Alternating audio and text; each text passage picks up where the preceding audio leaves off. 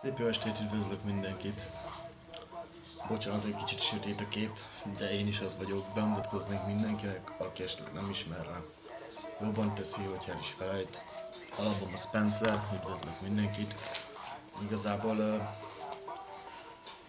ez a videó, ez most csak egy ilyen, hogy mondjam, félig reklám, félig nem érdekel, hogy ki látja vagy ki nézi. Kurvára leszarom. Csak sokszor van egy-két dolog, amit azért megosztanék itt a fiatal népséggel, meg egyáltalán a társadalommal.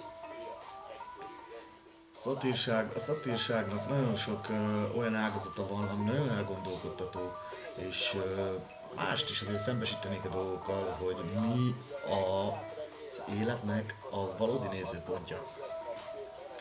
Szóval ezzel a videóval igazából így megnyitok egy dolgot. A bajszom az mindig itt lesz. Én mindig inni fogok. Mindig paraszt leszek.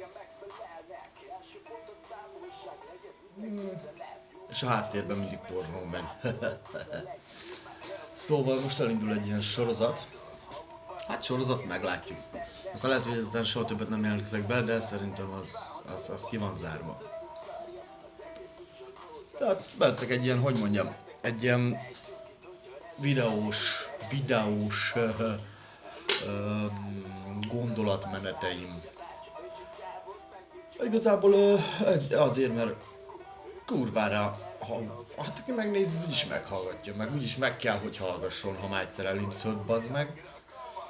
Aki meg nem hallgatja, azt mondja, lesz szarom, bazd meg. De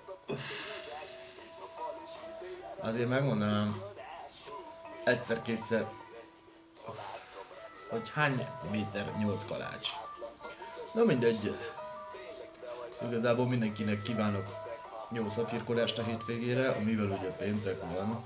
Tehát gyerünk emberek, fiatalok főleg, ígyük magunkat halálra. Szívjatok, kurvázzatok, perverzkedjetek, zaklassátok szexuálisan az embereket, a társadalomban legyetek pofátlan, szemét, szatír, köcsögök, és az a fényre derül.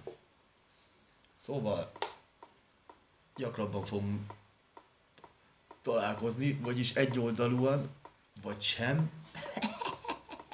Addig jó, amíg csak itt láttok. Na, majd innen folytatjuk. Ciao, amigos, muchachos, muchetas, meg señoritas, puncitas. Geci legyen veletek.